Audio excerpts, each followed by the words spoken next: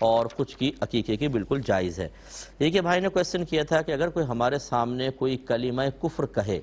تو کیا ہم پر واجب ہے کہ اس کو بتائیں اور اس سے تجدید ایمان، اور اگر شادی شدہ ہے تو تجدید نکاح کروائیں، یا بس اتنا ہی کافی ہے کہ ہم دل میں اس کو برا جان کر اس کو کافر سمجھتے رہیں؟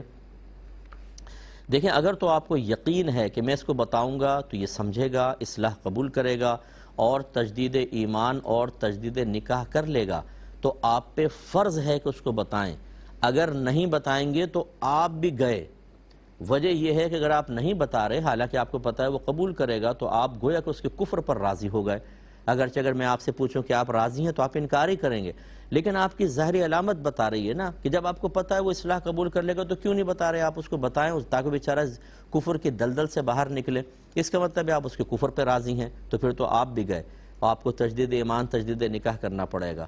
تو اس کو بتانا واجب۔ لیکن اگر ایسا نہیں ہے، آپ کو یقین ہے کہ مانے گا نہیں، جھگڑا کرے گا، لڑے گا اور اس کا مطلب ضد اور انانیت بڑھے گی، ایسے موقع پر اگر آپ خاموش ہو جائیں تو کوئی بات نہیں۔ جیسے گھر میں بعض اوقات غصے میں آ کے کوئی غلط اپنے لیے کلمات کہنے کی کوشش کرتا ہے، اگر آپ کو یقین ہو کہ اس کو اور بتاؤں گا تو اور کلمات کفر کہنا شروع کر دے گا، کیونکہ بعض جاہل غصے کے اندر میں نہیں مانتا ہوں فلاں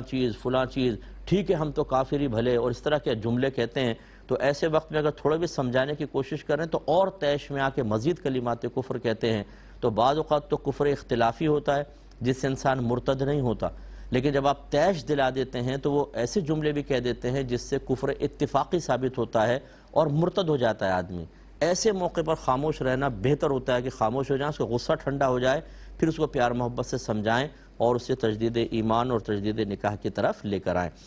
ایک بھائی نے کویسچن کیا کہ میں جنوبی کوریا میں کام کرتا ہوں اور یہاں